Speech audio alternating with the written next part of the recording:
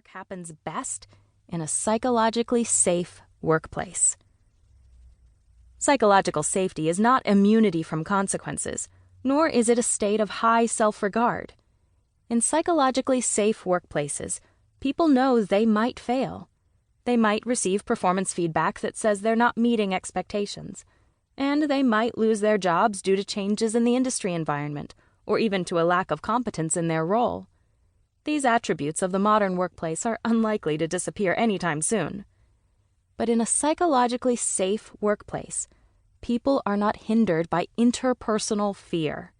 They feel willing and able to take the inherent interpersonal risks of candor.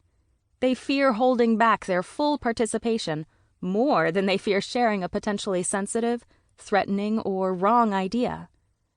The fearless organization is one in which interpersonal fear is minimized, so that team and organizational performance can be maximized in a knowledge-intensive world. It is not one devoid of anxiety about the future.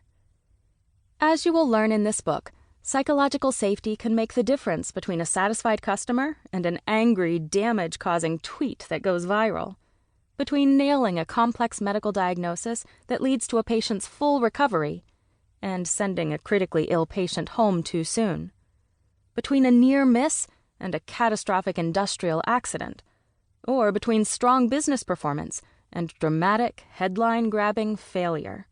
More importantly, you will learn crucial practices that help you build the psychologically safe workplaces that allow your organization to thrive in a complex, uncertain, and increasingly interdependent world.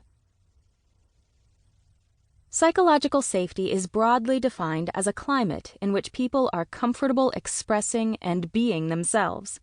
More specifically, when people have psychological safety at work, they feel comfortable sharing concerns and mistakes without fear of embarrassment or retribution. They are confident that they can speak up and won't be humiliated, ignored, or blamed. They know they can ask questions when they are unsure about something. They tend to trust and respect their colleagues. When a work environment has reasonably high psychological safety, good things happen. Mistakes are reported quickly so that prompt corrective action can be taken. Seamless coordination across groups or departments is enabled, and potentially game-changing ideas for innovation are shared.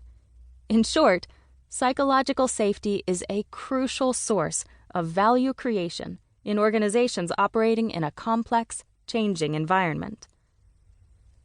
Yet, a 2017 Gallup poll found that only 3 in 10 employees strongly agree with the statement that their opinions count at work. Gallup calculated that by moving that ratio to 6 in 10 employees, organizations could realize a 27% reduction in turnover, a 40% reduction in safety incidents, and a 12% increase in productivity.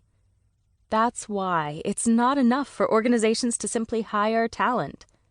If leaders want to unleash individual and collective talent, they must foster a psychologically safe climate where employees feel free to contribute ideas, share information, and report mistakes. Imagine what could be accomplished if the norm became one where employees felt their opinions counted in the workplace. I call that a fearless organization. Discovery by mistake. My interest in psychological safety began in the mid-1990s when I had the good fortune to join an interdisciplinary team of researchers undertaking a groundbreaking study of medication errors in hospitals. Providing patient care in hospitals presents a more extreme case of the challenges faced in other industries, notably the challenge of ensuring teamwork in highly technical, highly customized, 24/7 operations. I figured that learning from an extreme case would help me develop new insights for managing people in other kinds of organizations.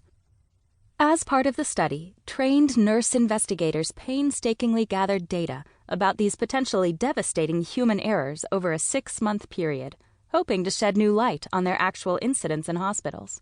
Meanwhile, I observed how different hospital units worked, trying to understand their structures and cultures, and seeking to gain insight into the conditions under which errors might happen in these busy, customized, occasionally chaotic operations. where coordination could be a... Para seguir escuchando este audiolibro gratuitamente, haz clic en el enlace de la descripción y podrás escucharlo completo sin coste gracias a la prueba de 30 días de Audible.